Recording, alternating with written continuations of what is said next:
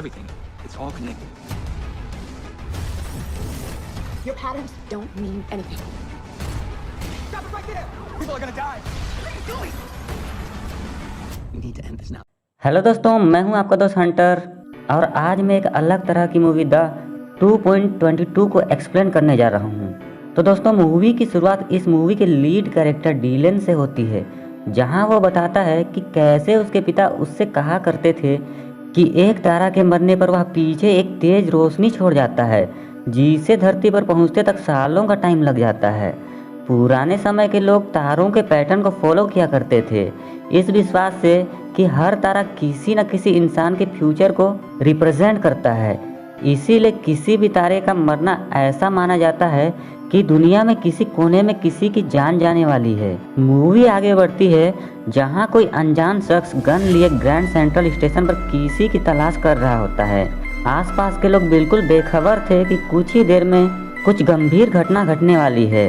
अंत में वो इंसान किसी प्रेग्नेंट लड़की से मिलता है जो कि शायद उसे जानती है, पर फिर तभी किसी और की नज़र उस पर पड़ती है और देखते ही देखते दोनों एक दूसरे पर गन तान देते हैं और घड़ी पर ठीक 2:22 पर गोली चलती है और फिर झटके से डीलन नींद से उठता है और अब हमें पता चलता है कि ये डीलन का सिर्फ एक सपना है। डीलन इसे इग्नोर करके ऑफिस जाने की तैयारी करता है, जहां बैकग्राउंड में न्यूज़ चल रही थी कि 2 हफ्ते तक न्यूयॉर्क वासियों को आसमान में सुपरनोवा का अनुभव होगा, क्योंकि आज से 30 साल पहले एक तारा की मौत हुई थी जिसका लाइट इफेक्ट धरती वासियों को अब जाकर महसूस होगी। डीलन तैयार होकर ऑफिस के लिए निकलता है, जहां रास्ते में उसे अजीब अनुभव होता है, जैसे उसने ये सारी घटना, जैसे कि ट्रक का तुरंत हॉर्न, एम्बुलेंस का सायरन, औरत का हंसना, ये सभी घटना मानो कि उसके साथ पहले भी हो चुकी है। डीलन पेशे से एक एयर ट्रैफिक कंट्रोलर, उसमें एक खास तरह का टैलेंट था कि वह किसी भी मैथमेटिकल पैटर्न को एक्यूरेट विजुअलाइज कर सकता है, जैसे कि कौन से एयरक्राफ्ट को कब टेक ऑफ और लैंड करना है। बिना किसी कंप्यूटर एनालिसिस की मदद से वह अपने काम में माहिर, उसे अपने काम में बहुत मजा आता है। ऐसे ही अकेले उसकी लाइफ चलती रहती है, जहां उसे रोज वही सपना और रास्ते में वही घटना उसके साथ घटती रहती है। पर फिर एक दिन काम करते दौरान एग्जैक्टली 2:22 पर इनकमिंग एयरक्राफ्ट को जोरदार वही सुपरनोवा महसूस होता है और डीलन के लिए मानो समय रुक सा जाता है। उसे अब सराउंडिंग के बजाय अब तारों के पैटर्न्स दिखाई देने लगते हैं और उसे अपना वही सपना भी फ्लैश में नजर आने लगता है। और जब तक समय नॉर्मल होता तब तक देर हो चुकी होती है, क्योंकि अब वही इनकमिंग एयरक्राफ्ट दूसरे टेक ऑफ कर रही एयरक्राफ्ट से टकराने वाली होती है। डीलन के पास अब सिर्फ एक रास्ता बचा होता है। वह अपनी विजुअलाइजेशन टैलेंट की वजह से तुरंत कैलकुलेट कर लेता है कि टेक ऑफ फ्लाइट की स्पीड बढ़ाने पर एक्सीडेंट को रोका जा सकता है, जिसे फॉलो करने पर पैसेंजर्स कुछ इंच के एक्सीडेंट होने से बच जाते हैं। पर डीलन को इसका जिम्मेदार ठहराकर नौकरी से निकाल दिया जाता है।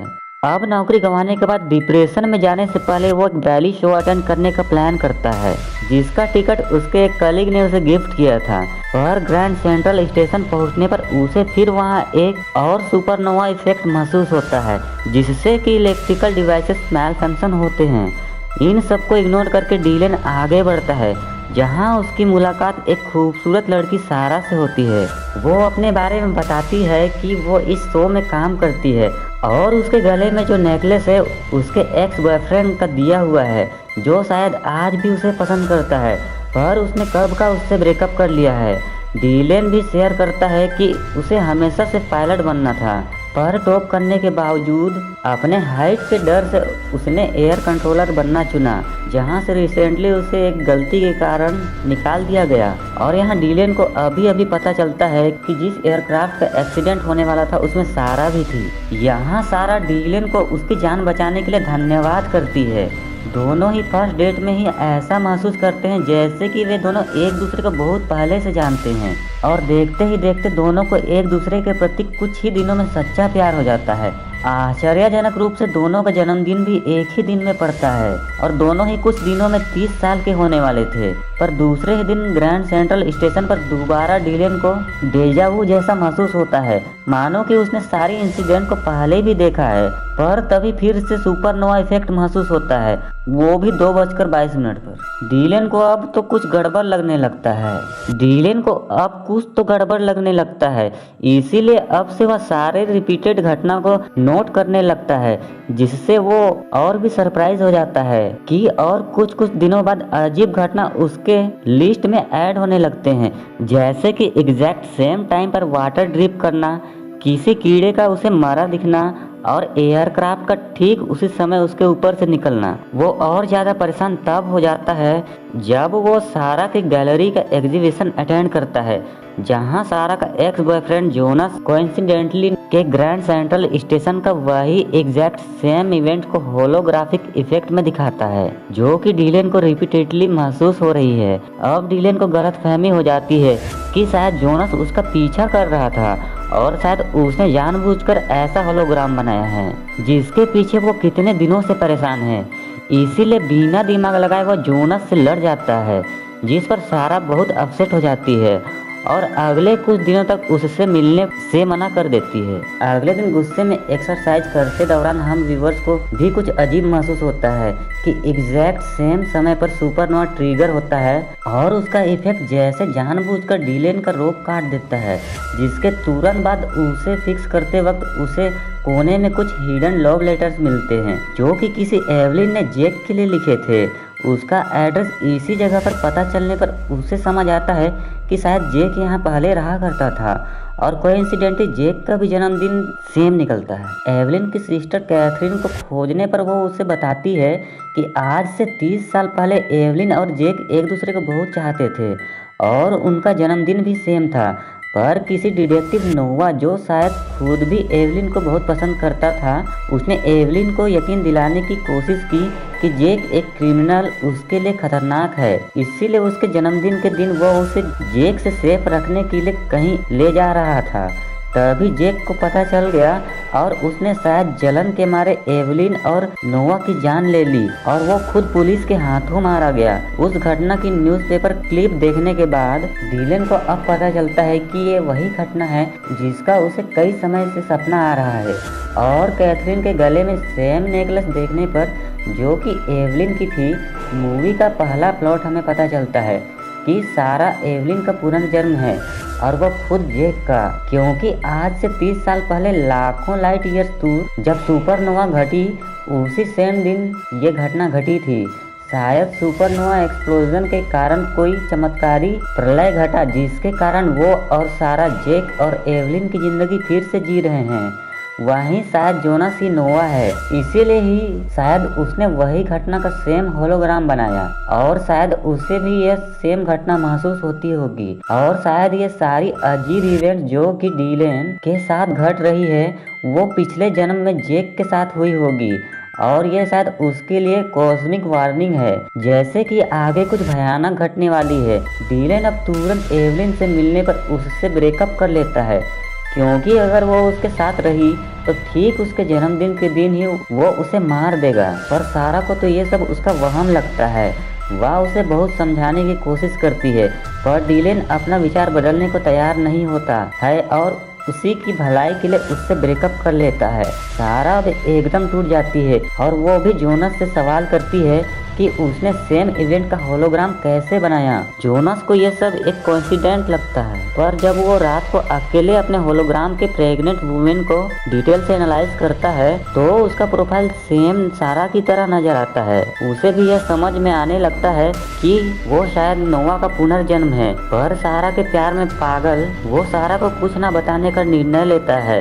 इनफैक्ट उसे डीलन से दूर रखने के लिए उसे बहलाकर कहीं चलने के लिए मना लेता है। वहीं दूसरी तरफ डीलन आत्महत्या करने बढ़ता है, क्योंकि वह जानता है कि वो होनी को नहीं टाल सकता है, पर लास्ट मोमेंट पर रुक जाता है, क्योंकि अगर यूनिवर्स उसे वार्न कर रही है तो शायद वो होनी को टाल सकता है। अब अगले दिन दोनों का जन्मदिन होता है और ये वही दिन होता है जिस दिन वो घटना घटने वाली होती है।